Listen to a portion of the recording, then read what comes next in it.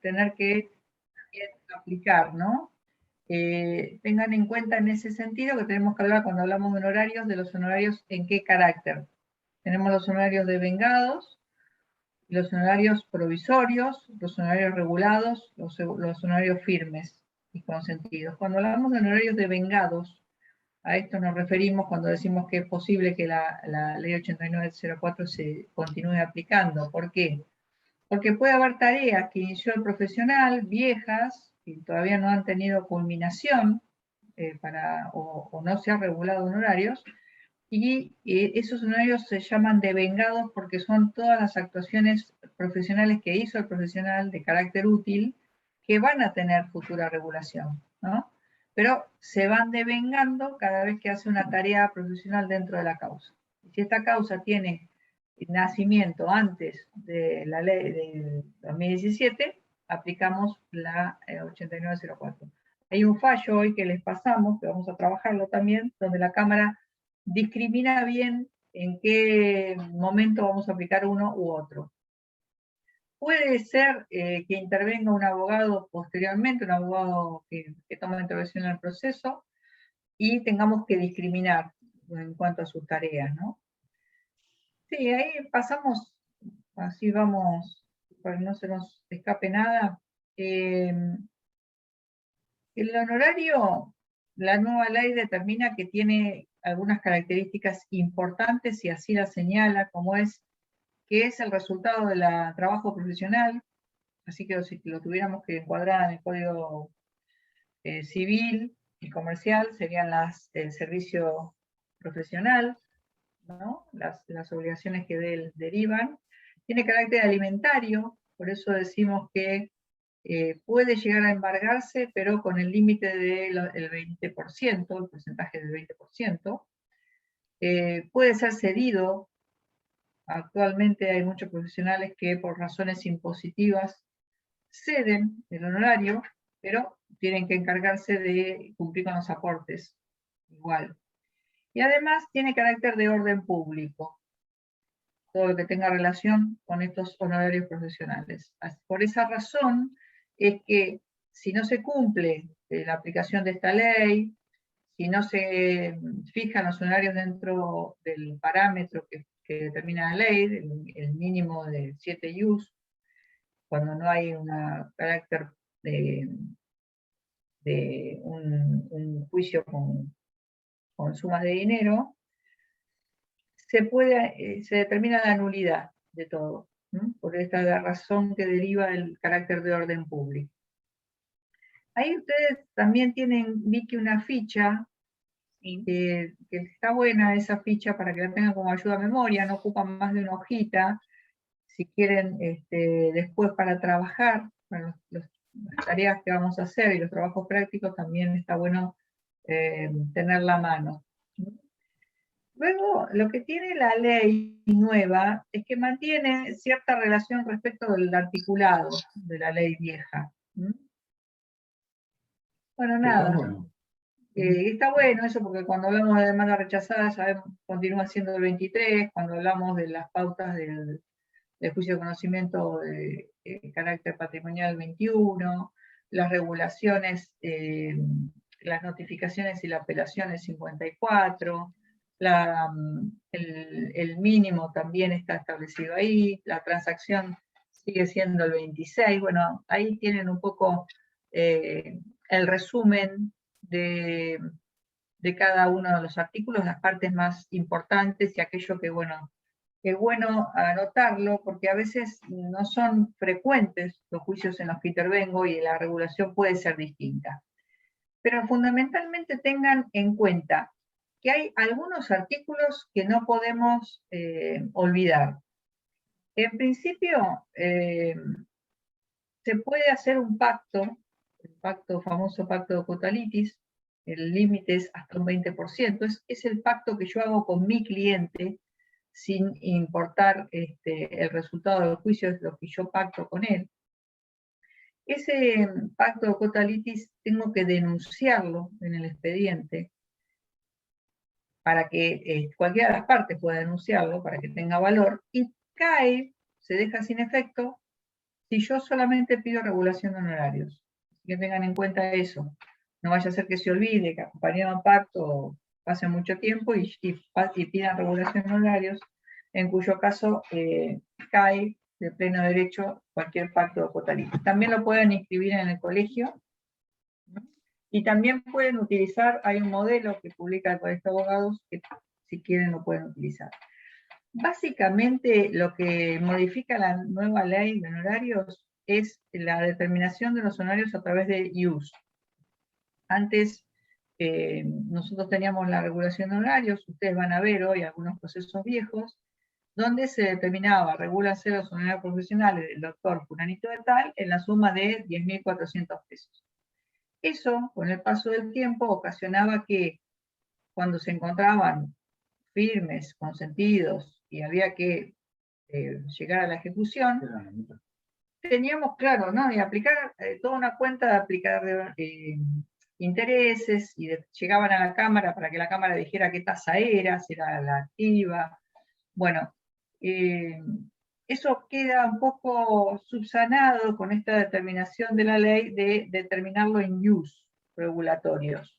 Estos IUS regulatorios, que ahora a partir del 1 de octubre de este año está en 3.267 pesos, ustedes lo que tienen que hacer es multiplicar ese monto por la cantidad de IUS que les regula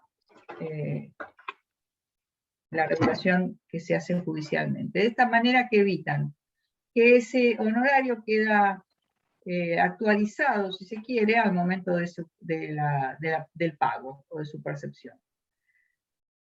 ¿Qué ocurre? Hay un montón de use determinados a partir del artículo 9, donde ustedes van a ir a la nomenclatura que fija la ley y empieza por divorcio, nulidad de matrimonio, determinación de la capacidad, litis expensas, ausencia, bueno, y les va a terminar determinando la nómina de use. Esto son los use fijados por ley. Ahora, cuando se hace la regulación judicial, el juez tiene que determinar cuánto sería el monto, por ejemplo. Si yo les digo que en un juicio sumario que llegó a sentencia, la escala va del 8 al 25%, tengo que sacar ese cálculo. Esto les digo porque uno de los ejercicios de ustedes va a ser regular honorarios. Tengo que sacar ese cálculo. Me da 81.000 pesos. Eso lo tengo que traducir a IUS hoy. Y esos son los IUS que yo pongo en la regulación. O sea, si eso transformado a IUS me da 23 IUS, yo tengo que poner en la regulación 23 IUS, no tengo que poner la suma. ¿Está? ¿Se entiende?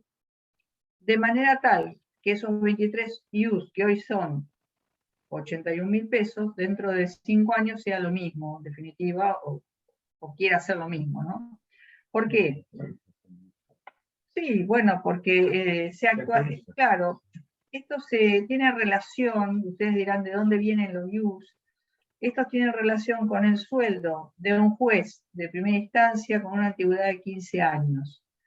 De manera tal que ahí tienen un dato real, efectivo, de cómo se toma, de dónde surge el valor del IUS regulatorio. Por eso es que ustedes se van a encontrar cada tanto que la Corte les publica los nuevos valores del IUS.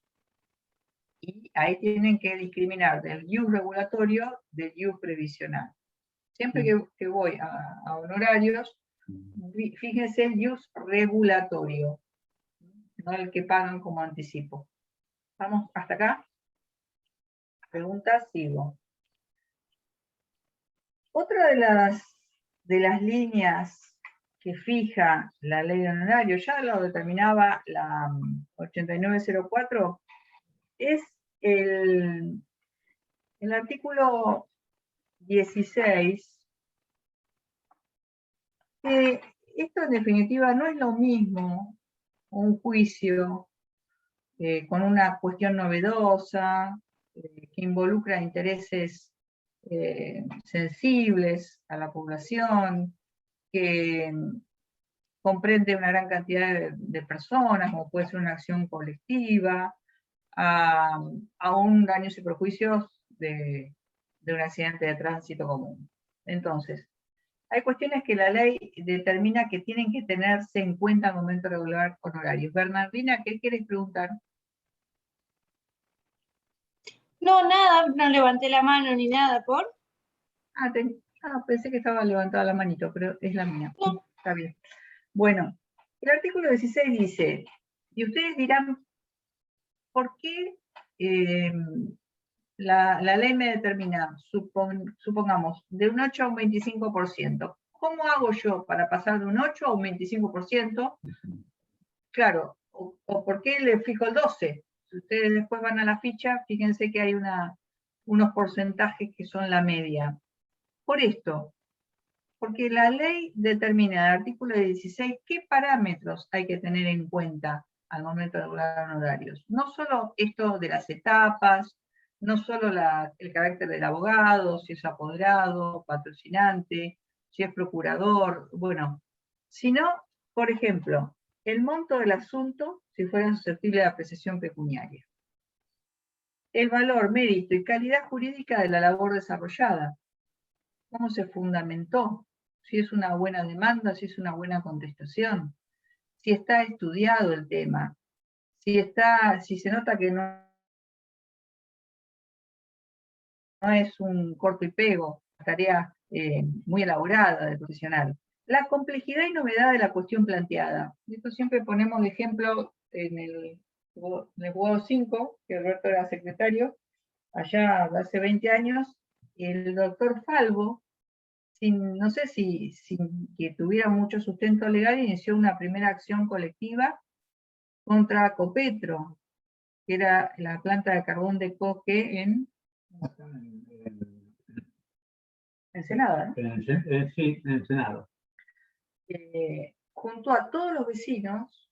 Lo que pasaba era que esa planta tiraba desperdicios al aire, por la tarea que hacían, y a veces estaba húmedo, que eran muy, se entendía que eran muy como puedo decir, peligrosos para la salud humana.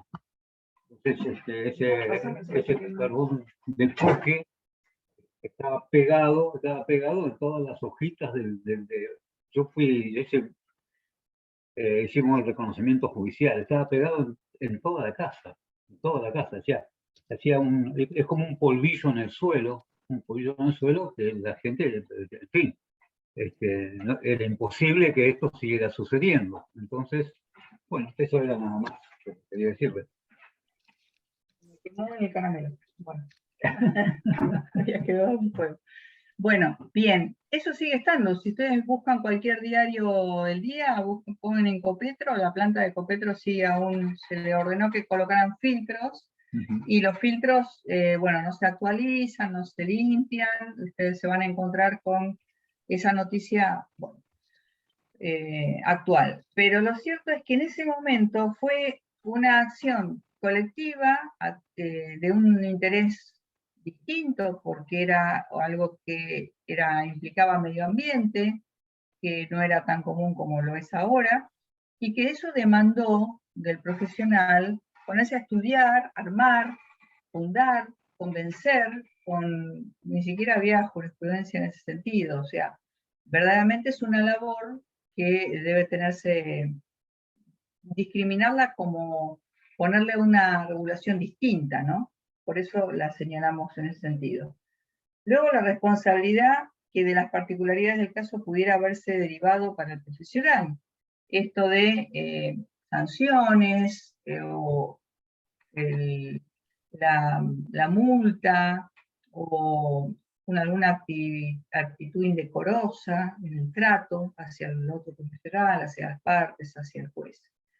El resultado obtenido. No es lo mismo regular honorarios para el ganador que para el perdidoso. El ganador tiene el porcentaje de supongamos, el 25% del monto, y el perdidoso tiene un 70% de lo que se regula al ganador. O sea, siempre tengo un ganador y de eso el 70% para quien resulta perdedor en el juicio. La trascendencia de la resolución a la que se llegare para casos futuros. Esto muchas veces que decimos fijó un precedente, ¿no? Determinado caso, esto de la acción colectiva, del medio ambiente, de un amparo de intereses difusos, que sentó el caso Cueva, por ejemplo, que lo señalábamos la otra vez para el Ejecutivo, esos son intervenciones de un profesional que después van a ser tomados para casos futuros. Por eso decimos la intervención, la regulación no puede ser la misma que un juicio común. Las actuaciones esenciales establecidas por la ley para el desarrollo del proceso y las actuaciones de mero trámite. ¿Qué decimos acá? Al momento de regular, yo voy a tener en cuenta que lo medular del proceso y después aquellas actuaciones menores. No es lo mismo la demanda, no es lo mismo la contestación, no es lo mismo el desarrollo de la prueba, que cuestiones, por ejemplo, de localizar un domicilio, de acompañar alguna pieza menor al proceso, y no nos tuercen la suerte, ¿no? Luego la trascendencia económica y moral, que para el interesado revista la cuestión de debate.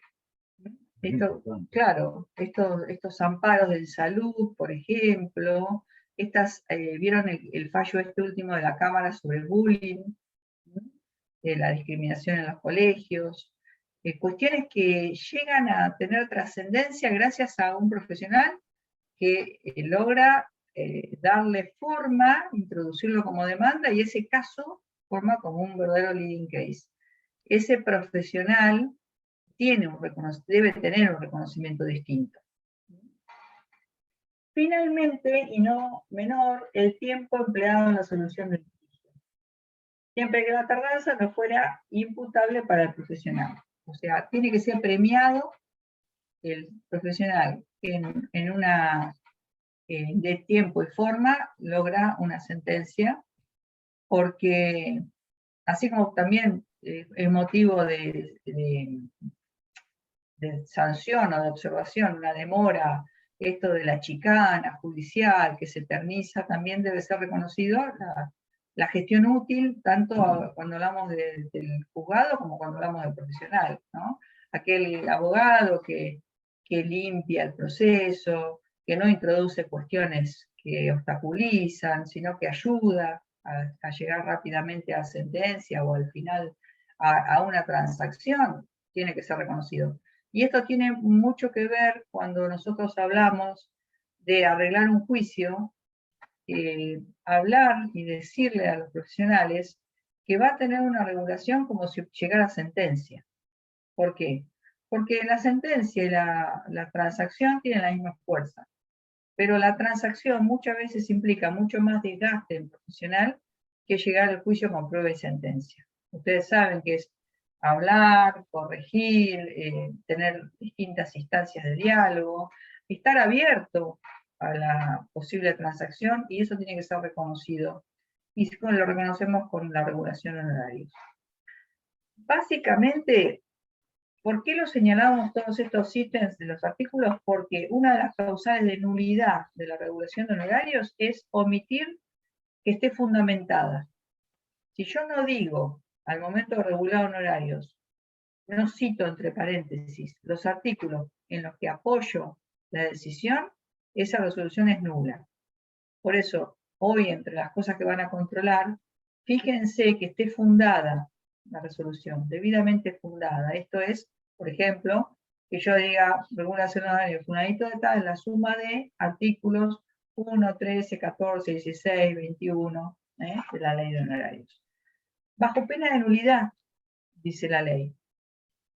Así que, si ustedes simplemente miran, con solo mirar la regulación, y no dice el fundamento legal, esa resolución conlleva la nulidad.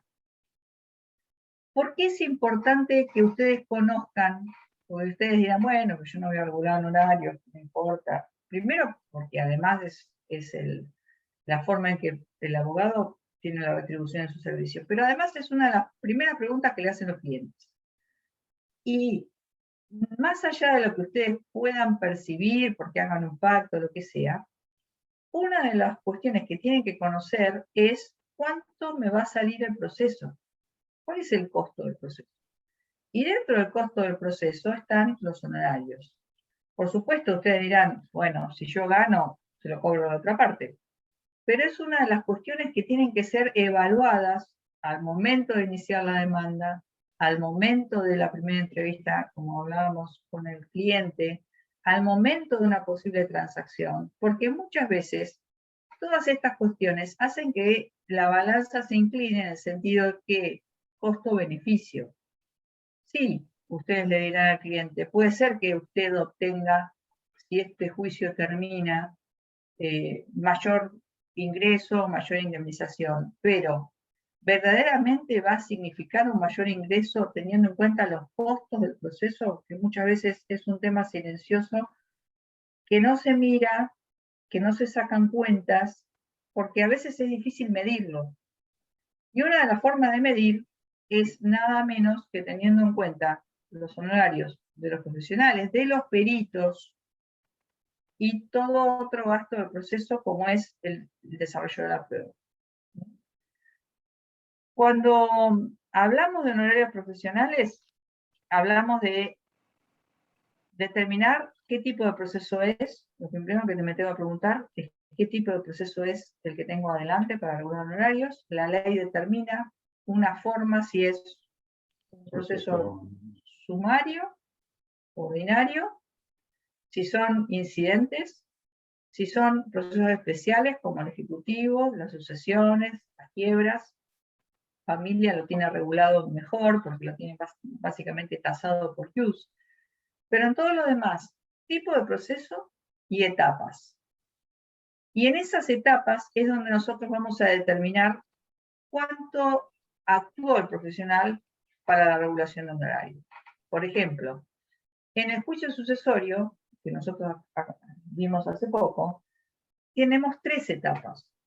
Tenemos el inicio, tenemos las actuaciones hasta la declaratoria de herederos y tenemos todas las actuaciones hasta la inscripción. Y la ley dice, ahí está, la ley dice, para la parte de inicio es 1/4, para la parte de declaratoria de herederos otro 1/4, y para todo lo que tenga que ver con la inscripción, 1/2. Así que esto lo vamos a tener que tener muy presente para el momento de que tengamos que clasificar tareas si es que intervienen varios abogados en el sucesorio. Sobre todo a veces ocurre que no es que intervienen conjuntamente estos abogados. Podría ser que cada heredero venga con un abogado, pero a veces ocurre que inició un abogado hace mucho tiempo en el sucesorio, pasó el tiempo, los herederos lo dejaron hasta la declaratoria y ahora viene uno nuevo a continuar la etapa de inscripción o a denunciar otro bien. Y ahí sí o sí ya van a tener que hacer clasificación de tareas. Nos salteamos todo, Vicky, ¿no? A ver, Sí. empezamos para que no nos quede nada. Veíamos, bueno, acá teníamos lo de la regulación, que lo hablamos.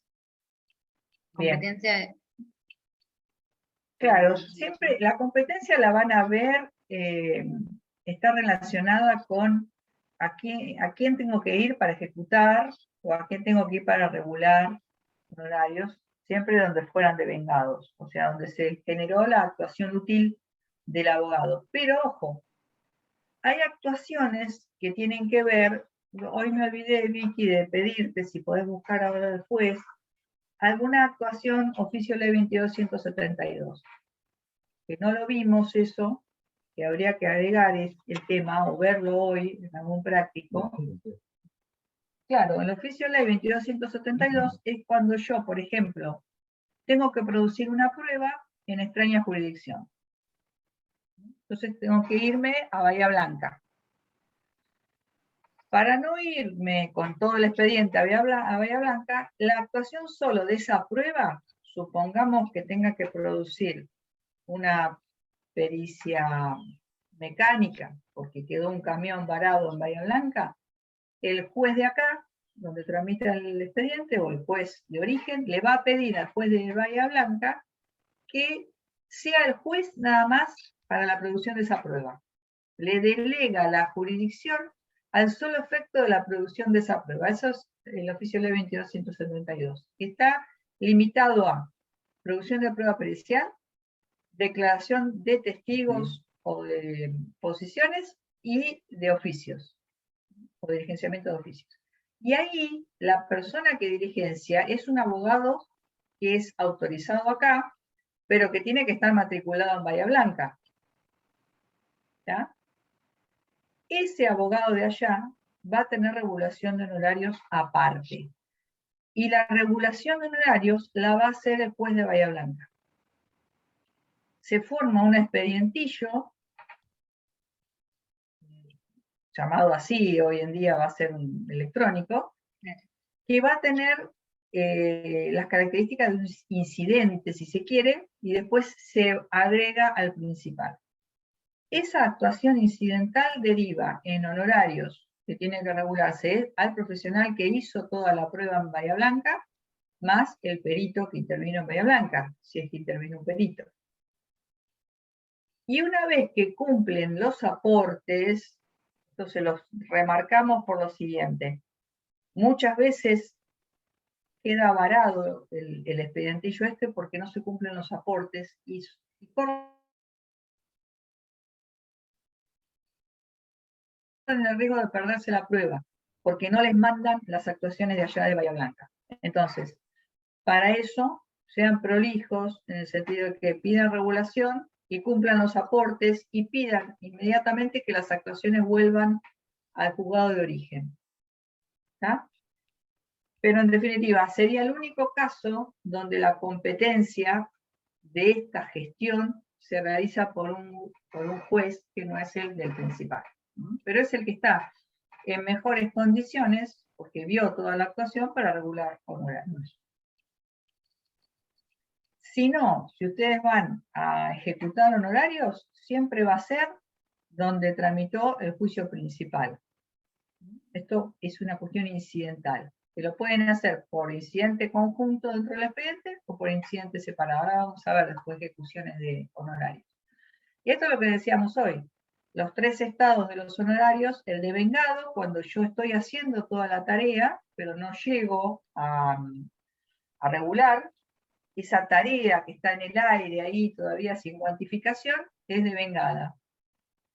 Luego está el honorario regulado, aquel que ya hay una determinación numérica o por use, con un monto, regulación de los honorarios de fulanito en la suma de, y los honorarios firmes, cuando ese honorario fue notificado, pasó a la, bueno, quedó firme porque nadie apeló, o habiendo apelado, fue modificado o ratificado por la Cámara.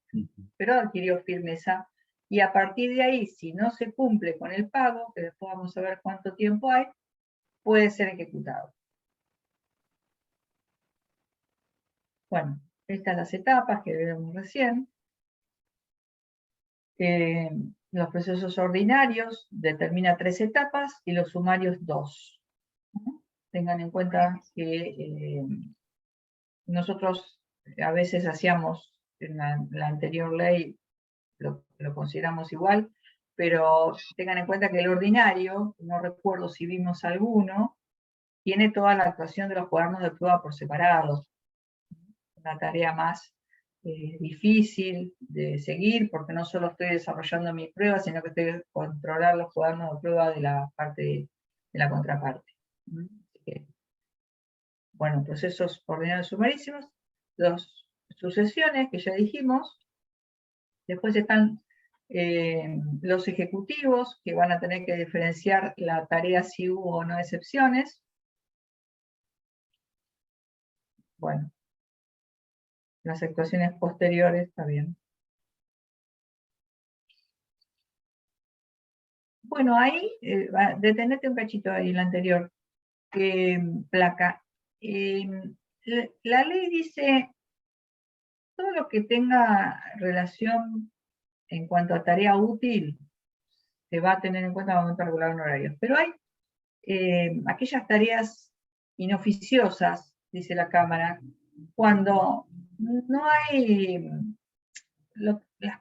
las piezas procesales que introduce el profesional no son para impulsar, son inútiles, superfluas, inconducentes. Entonces, por ejemplo, a veces para trabar, para, por ejemplo, pedir una notificación que ya fue hecha, o plantear una nulidad que ya está vencido el plazo para hacerlo, cuestiones que uno sabe que no van a tener trascendencia dentro del proceso, esas no son tenidas en cuenta para los fines regulatorios. Y son consideradas trabajos inoficiosos y no va a tener valoración.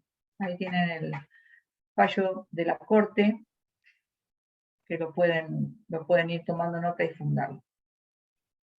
Bien, después pasábamos al carácter que pueden tener estos horarios. Puede ser que tenga carácter de provisoria la regulación o carácter definitiva, cuando una y cuando otra.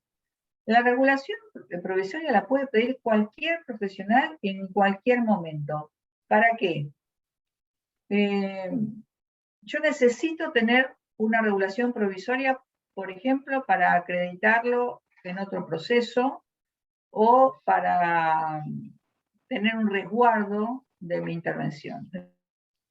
Entonces, la ley permite que cualquier profesional que ya haya intervenido en cualquier estado del proceso, no es necesario que se haya terminado el juicio, pueda pedir la regulación en carácter provisorio. Puede ser también de seguir interviniendo. Claro, en ese caso, la regulación, la característica que va a tener es que va a ser en el mínimo de la escala legal y con carácter de provisorio, y así lo va a decir la regulación. Si no, ya vamos a tener la definitiva, que es con fin del proceso. Fin del proceso, ¿qué quiere decir? Que se terminó por sentencia, se terminó por acuerdo, y no solo eso, tenemos liquidación aprobada y firme. O sea que, si es cuantificable, voy a tener la suma de dinero que quedó firme, a la que se practicaron intereses y todos los gastos del proceso.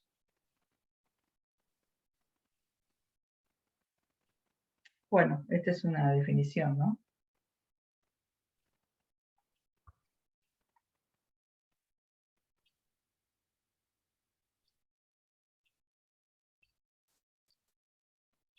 Esto es un poco, bueno, el detalle que está bien y remarca la ley lo hace respecto de, pues nosotros podemos tener los juicios que tienen monto o juicios que no tienen una ponderación pecuniaria, pero están basados en objetos como bienes. Esos bienes los discrimina en bienes inmuebles, la evaluación fiscal incrementada en un 20%, por ejemplo, una escrituración.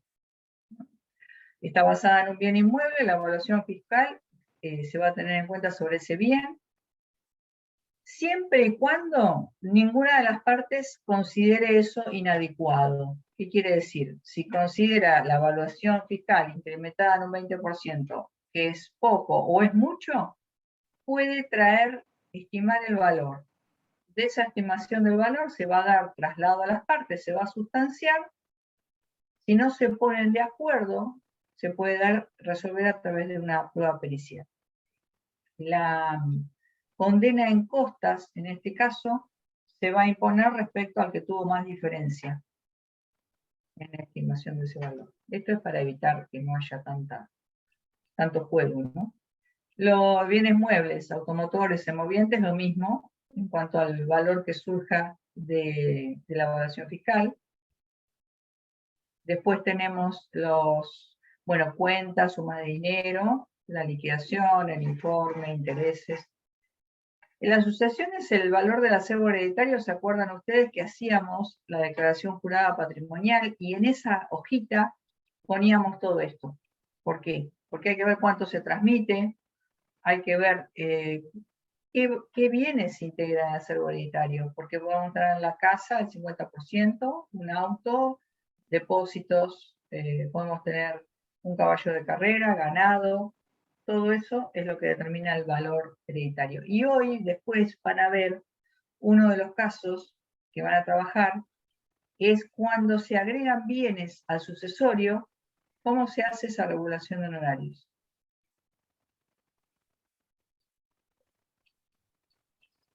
Ya pasando a la forma de notificarlos, tengan en cuenta,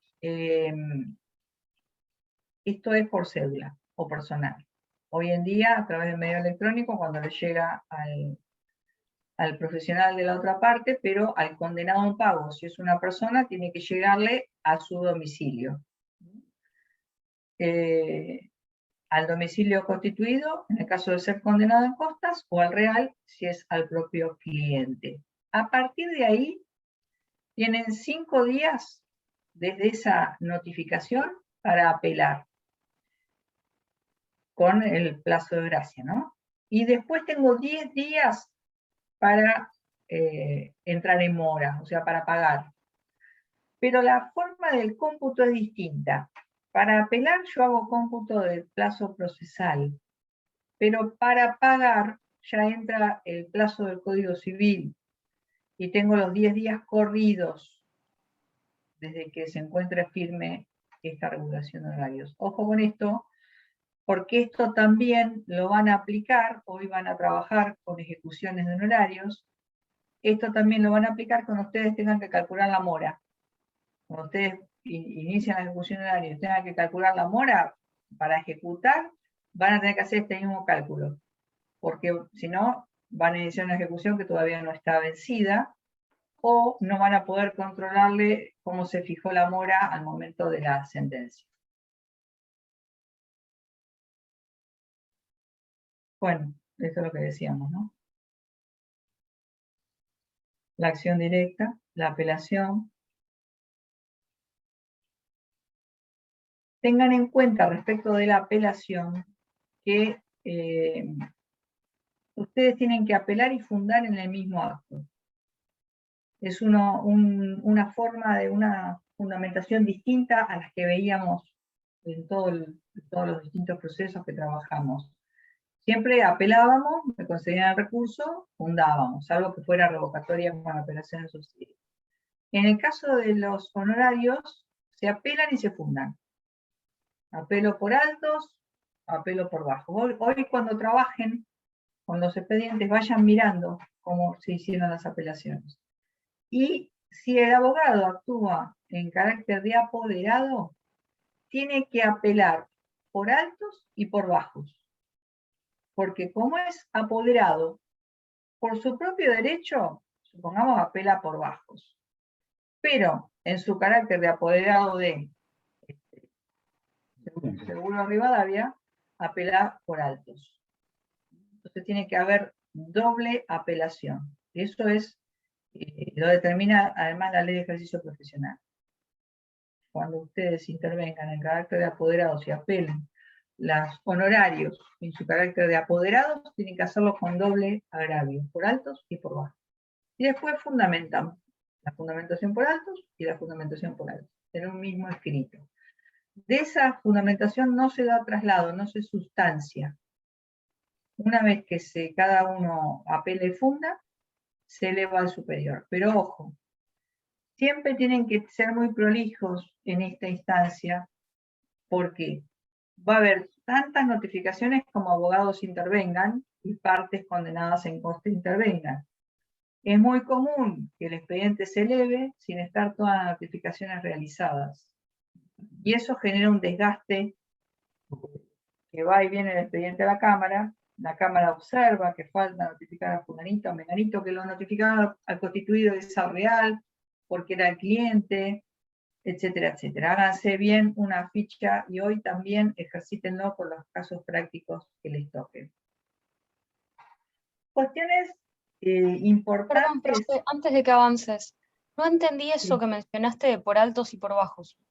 No lo entendí. Claro, cuando vos intervenís como apoderada, no sos patrocinante, sos apoderada. Cuando sos apoderada, estás interviniendo por tu cliente, pero vas a apelar por derecho propio también tus abogados, tus honorarios. Entonces, tenés doble interés ahí, se te confunden los intereses, los tuyos propios como abogado que puede ser que apeles por bajo, y los tuyos como apoderado. Para tus clientes vas a apelar por altos. ¿Está?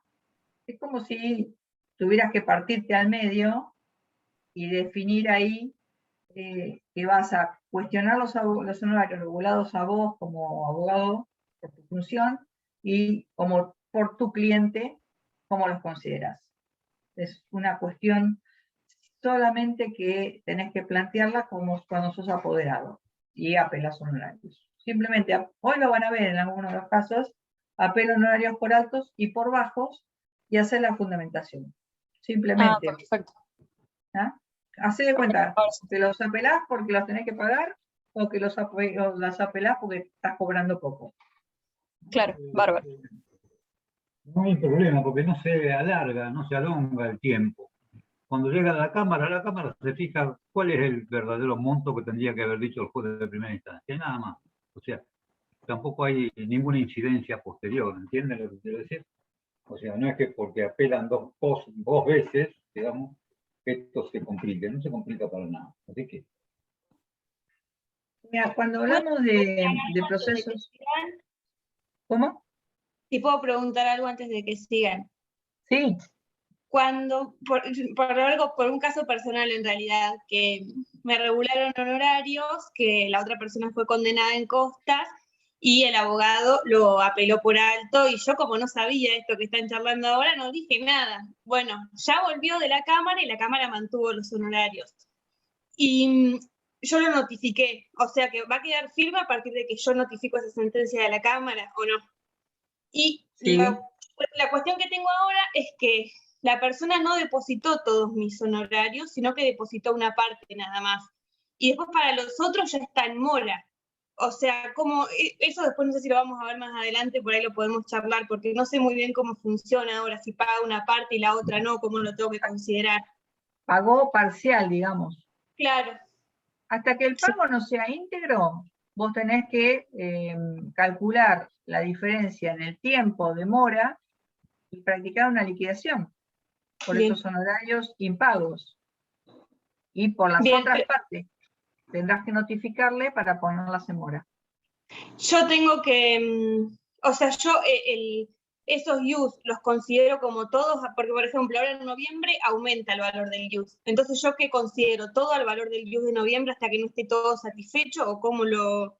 La parte proporcional que no se pagó, tendrás que calcularle, hacer al revés, hacer el cálculo y le descontás el pago. Como una liquidación tenés que hacerlo. Sí, bien, ¿no? Perfecto, gracias. De nada. Hoy van a ver ustedes, si bien con la ley vieja, van a ver ejecuciones de honorario. Ahí yo te pasé, Vicky, unos ejecuciones de honorario. Tengan en cuenta, siempre repasar qué tipo de proceso estamos hablando para regular honorarios. Fíjense que en el desalojo, por ejemplo, ustedes tienen que calcular el monto por el valor del alquiler multiplicado por 2 años, que ahora serían 3, o el plazo contractual vigente, ¿no? El que se haya determinado. Y en los procesos, por ejemplo, ejecución de sentencia, siempre van a tener el 50% del valor del principal.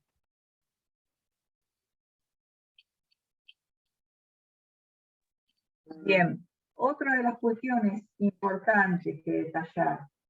Hay casos de gestión útil. ¿Cuáles son estos? Hay trabajos que puede haber hecho el abogado que beneficiaron a otro o a otro proceso. Por ejemplo, un ejemplo, hay que escriturar y la sucesión no estaba terminada.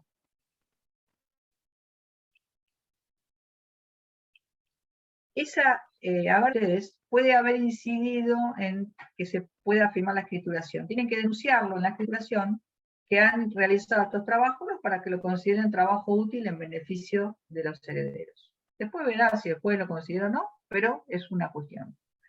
Otra de las cuestiones es, hay tareas que se hacen que fueron administrativas, es muy común esto, que nos encargan tareas administrativas, extrajudiciales. ¿Las puedo cobrar? Sí, se pueden cobrar. Y son tareas quizás que demoraron mucho tiempo, no las asociamos a un expediente y nos parece que no se tienen que pagar. Gestiones ante el registro, expedición de segundas copias, averiguaciones, inscripciones, esas tareas administrativas, a veces expedientes del contencioso administrativo o de administración pública, apelaciones ante la administración pública se pueden cobrar. Siempre lo mismo, intimamos, si no hay pago, ustedes pueden iniciar la demanda para peticionar la regulación de honorarios por tareas extrajudiciales, así se llama. Artículo 44 de la nueva ley. Para esa tarea, ustedes van a acompañar toda la prueba en el escrito de demanda. Por ejemplo, me pidieron que escriba no sé qué ante el registro, o me pidieron que apele una decisión administrativa. Acompañan todas las piezas que tengan, acompañan, claro, todo lo que tengan o la prueba que intentan valerse. El juez va a considerar este trámite incidental y le va a dar un traslado al obligado al pago si no contesta dentro del plazo de 5 días oponiéndose, directamente el juez regula honorarios. Y con esa regulación ustedes la ejecutan. Así que cuando tengan alguna tarea, pueden apoyarse en el artículo 44.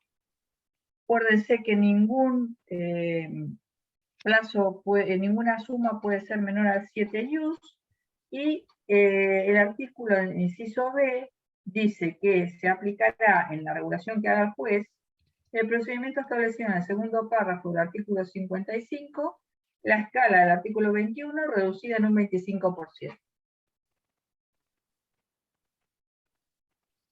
En todos los casos en que los asuntos no fueren susceptibles de apreciación pecuniaria, la regulación por la actuación completa no será menor a 30 o 10 ius, según se trate de ejecución de acciones contenciosas administrativas o de actuaciones administrativas respectivamente. Bien, ¿qué quería preguntar, Juan? No, tenía esa duda de las tareas extrajudiciales. Cualquier tarea extrajudicial se puede reclamar y que se ejecute en el juzgado, ¿no? Sí. Ah, está bien. Siempre que hubo intervención profesional, que pusiste tu firma, que no puede ser hecho por alguien que no sea abogado. Bien.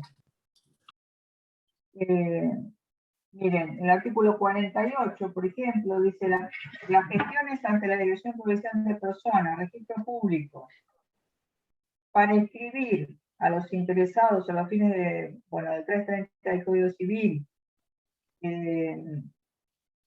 por cada inscripción de contrato o estatuto de sociedades comerciales, modificaciones, prórrogas, aumentos de capital, cesión de cuotas, se fijará sobre el valor del acto sujeto a inscripción entre el 5 y el 15 por 1000, con un mínimo de 10 ius.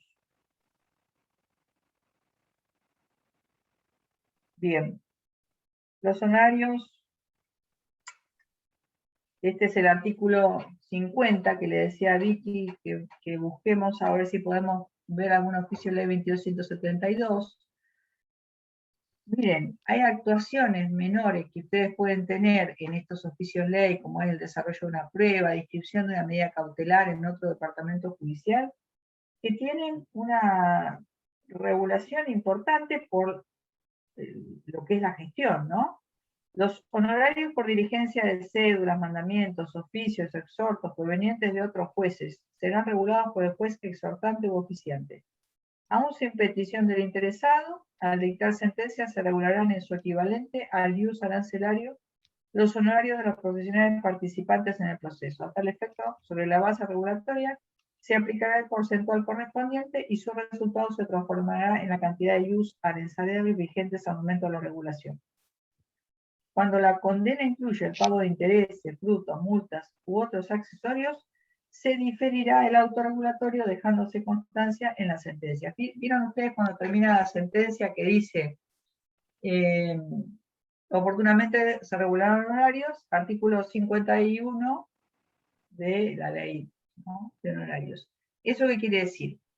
Que una vez que se practique liquidación, y se considere, claro, que se haga liquidable, vamos a poder determinar los honorarios, aún sin petición de parte, lo tiene que regular el juez.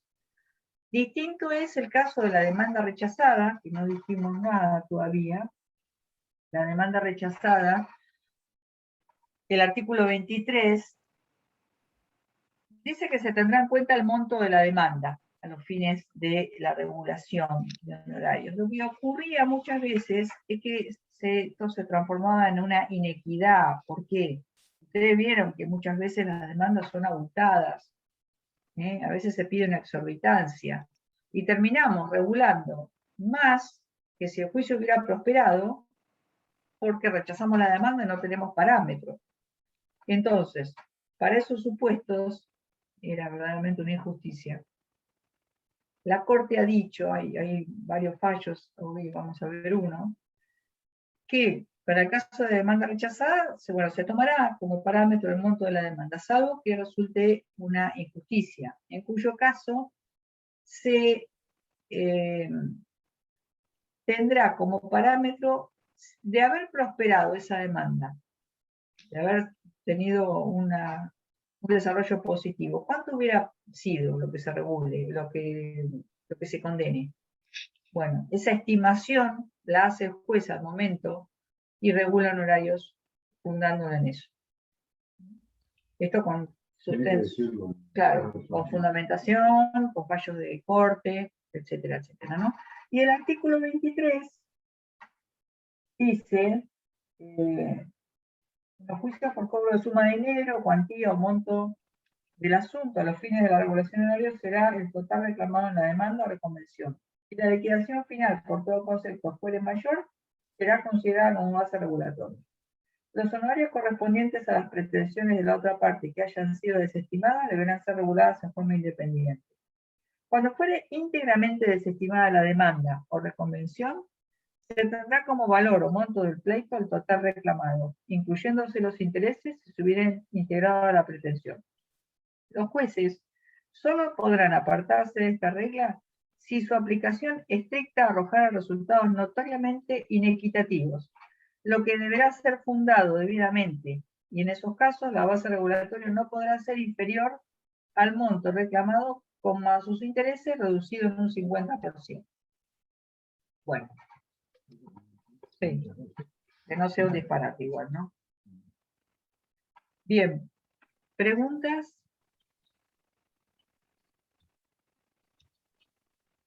Profe, sí, por ahí hago una pregunta bastante tonta, pero ¿nos referimos a demandas, por ejemplo, rechazadas sin límite? No. Demanda rechazada, por cualquier carácter. Sí, podría ser, sí. Tengan en cuenta que la cédula que notifica horarios tiene que contener la transcripción del artículo 54 bajo pena de nulidad.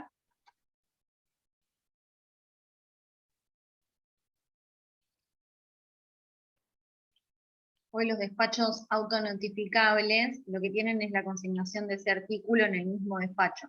Lo van a encontrar. Claro.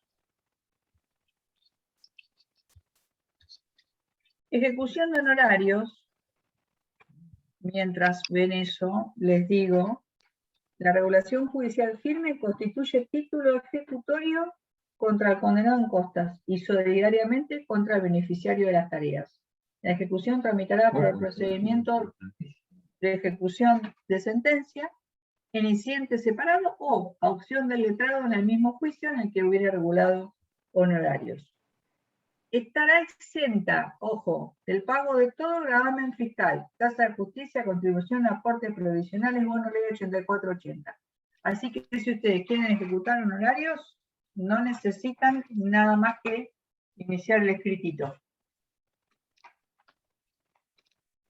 Acá tenemos un oficio ley, que era de los que la profe les venía mencionando.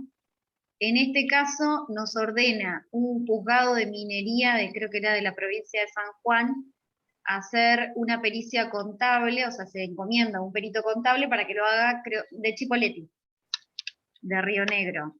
A ver, Este es el oficio ley. Bien, a los fines de que se proceda a designar un perito contable único de oficio para que previa aceptación del cargo realice la pericia contable en la sede de Federación Patronal, bueno, con domicilio acá en la Ciudad de La Plata. Nos encomiendan por medio de este oficio, se inicia, por eso es que el presente escrito tiene la finalidad de la designación de un perito contable a los fines de que realice la pericia. Y la documental que va a acompañar, obviamente, bueno, la tasa, la sobretasa, bono y ius del abogado, pero a su vez la copia de demanda y documentación para que el experto pueda realizar la pericia acá, ¿sí? De este expediente, por eso le decimos como un trámite incidental, porque es de un expediente que está tramitando ya en Chipoleti, y acá nos llega el oficio ley encomendándonos esta actividad.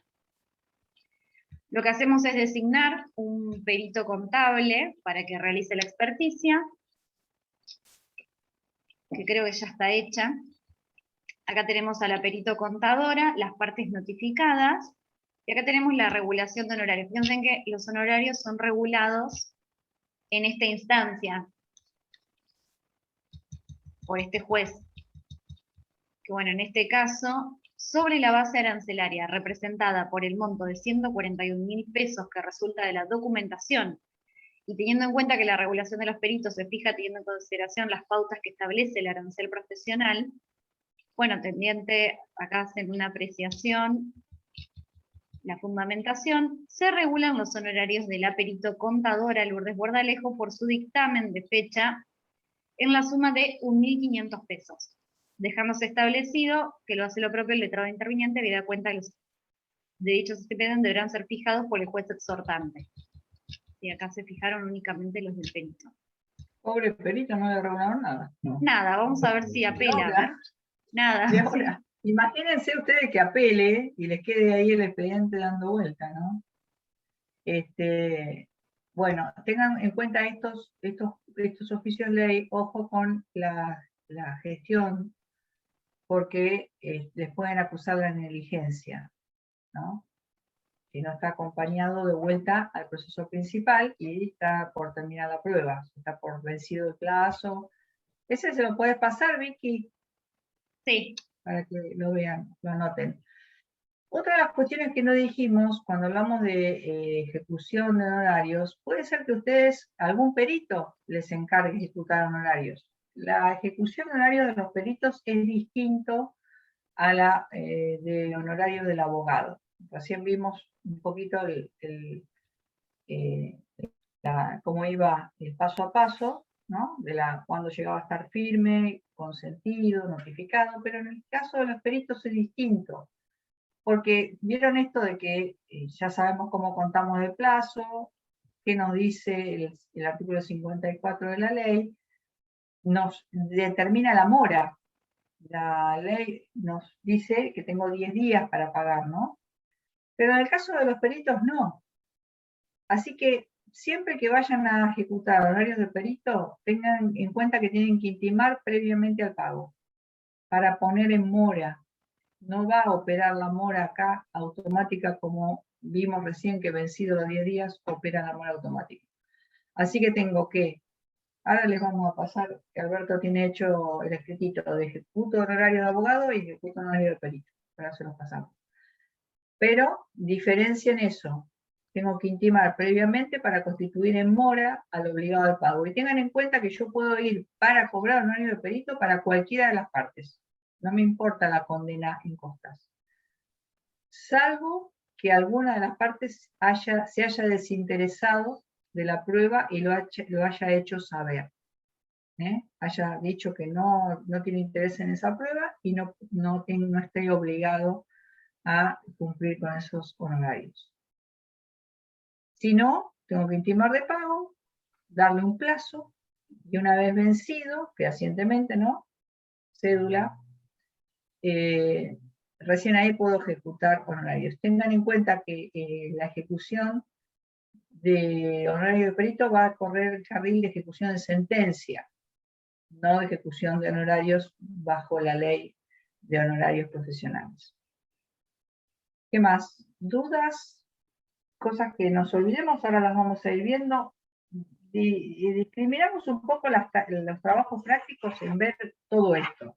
Por ejemplo, van a tener actuaciones relacionadas con la clasificación de trabajos, que hoy también las estuve repasando. De 10 que vi, una sola estaba bien. Las hacen mal. Las clasificaciones de trabajo se hacen determinando los bienes hereditarios, las etapas sucesorias, y si fueron los trabajos realizados, los trabajos profesionales en beneficio de la masa o por tareas particulares, y diciendo quién sería el obligado al pago. Todo eso tiene que tener la clasificación de trabajo. Hoy, cuando miren ustedes las que les seleccionamos, díganos si cumplen con todos estos requisitos. Luego vamos a tener cómo se regulan los honorarios en la sucesión cuando se denuncian nuevos bienes.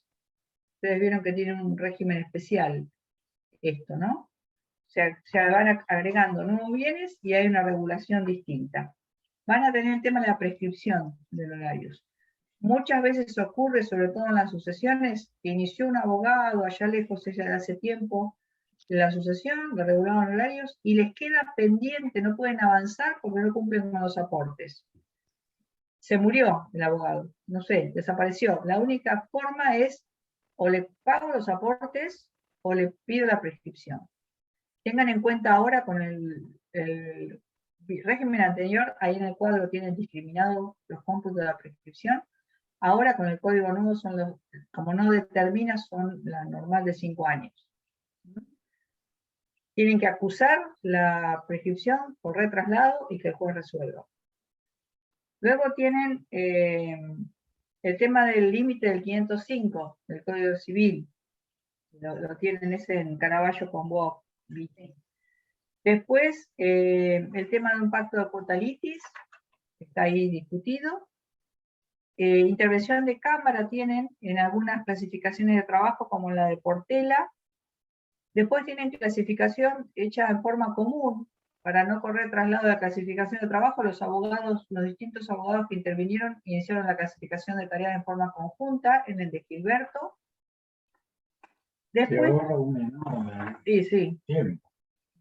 Después tienen, Vicky, para que, no sé, yo que te los discriminé, pero por las dudas, en Neira, Sara, Leonor, tienen el tema de querer apartarme de la base regulatoria. Bien. Para regular horarios. Vieron que la base regulatoria corresponde a la evaluación fiscal, dice la ley. Bueno, no, yo disiento. Vieron que dice, las partes podrán disentir de esa base regulatoria porque es menor o porque es mayor. Bueno, es el caso de que disienten. Luego tienen uno donde van ustedes regular honorarios, que se los pasamos, Vicky, ahí por separado. Creo que es el de... Ahí le fui pasando 3 de los que vamos a hacer sobre clasificación de trabajo.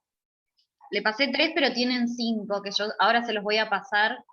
Pueden hacer prácticamente uno cada uno o varios. Los podemos poner en grupo y los van haciendo. Sí. Los ponemos en grupo y los van haciendo. Y después tenemos para ver García con baja Emanuel, regulatoria. Sí, es para que regulen horarios ellos. sí. Perdón, ¿cuál Ceci?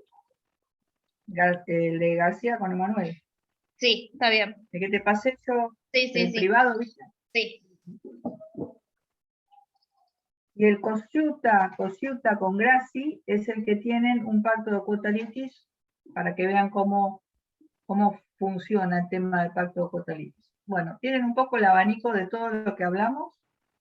Tienen intervención de la Cámara. Tengan en cuenta que cuando van a Cámara van a tener también regulación de honorarios. Cámara e instancias superiores. Cuando interviene la Cámara, ustedes van a tener un porcentaje menor en segunda instancia, entre el 25 y el 35% de la instancia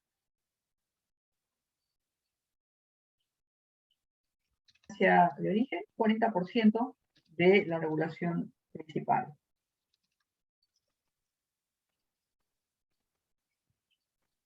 Ojo, tengan en cuenta también si son designados interventores, administradores, vedores por ejemplo, en un juicio sucesorio, también pueden pedir regulación, deben regular los honorarios en base al artículo 32, entre un 5 a un 10% del monto de los ingresos obtenidos en la gestión, ¿no? En carácter de administrador, en carácter de interventor, en carácter de veedor. Cuando rinden cuentas ustedes, además de la rendición de cuentas para decir qué hicieron, esa rendición de cuentas va a tener un monto, sobre ese monto se va a tomar para la regulación de horarios. Y para veedores e interventores se aplicará el 50% de dicha escala. Artículo 32 de la ley.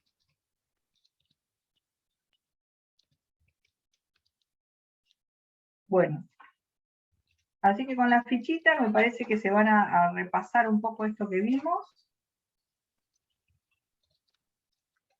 Después les dimos también otro fallo, Vicky, que ese creo que te lo pasé por mail, pero ahora te lo paso, así lo envías por WhatsApp.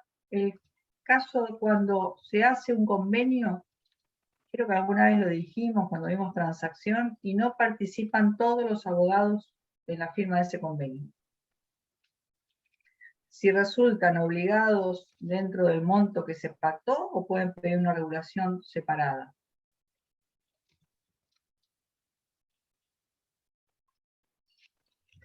También ahí, ese te lo pasé por mail.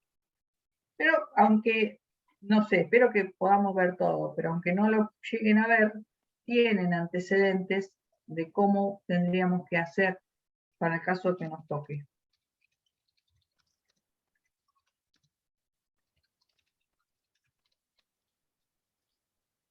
Ahora los iba a dividir en 3 grupos y les voy pasando qué es lo que ve cada grupo, qué expedientes, con la ficha que también ahora les voy a pasar sobre taller sobre honorarios.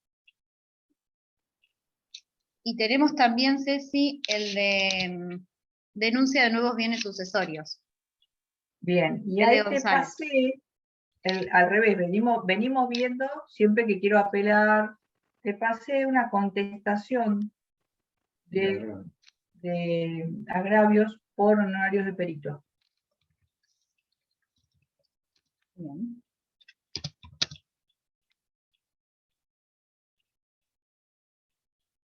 Por honorarios. Ah, bien.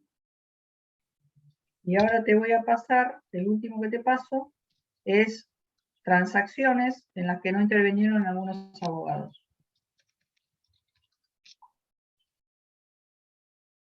Bueno, tienen para entretenerse, es lindo el tema, es actual, es interesante, les va a tocar.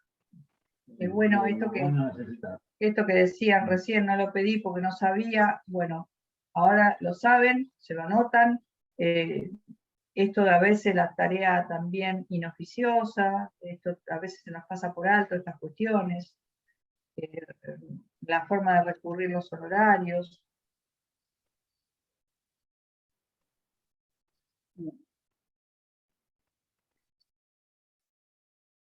Y ahora, cuando volvemos, les agregamos el escrito iniciando la ejecución y el escrito de honorarios del perito también iniciando la ejecución. Y Vicky, yo te pasé 2 expedientes PDF Sí. hoy por mail de ejecución de honorarios completos. Bien. Ahí se los voy pasando. Ahora les paso esto para que ya vayan, ya creé las salas, vayan ingresando a medida que les vaya apareciendo, y para que empiecen a ver estos expedientes, y les voy pasando el resto de los trabajos. Bien. Ceci, te puse en la sala atrás, pero en la sala 3, pero no ingreses, digamos, te va a aparecer porque me aparece sí o sí todos los participantes. ¿Tienen algunos ítems? No sé si vos desarmaste algunas preguntas, pero Sí, ahí les paso ficha. las Sí. etapas de los fines regulatorios, si están notificados, hagan computen esto de si están firmes, si están en mora, si lo recurrieron, cómo lo hicieron, cómo calcularon el porcentaje, y si terminó por culminación del juicio o no fueron definitivos, sino fueron provisorios. Fíjense todo lo que hablamos.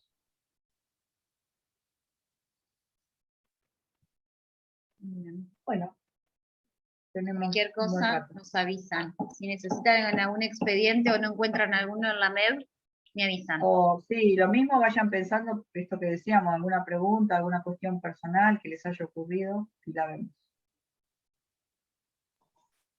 Yo tengo una causa después personal para compartir, Vicky, Bueno, dale. que tengo dudas. Listo. Dale. Armala la pregunta y la vemos. Bueno, Mientras no sea del 1, Gracias, Joaquín.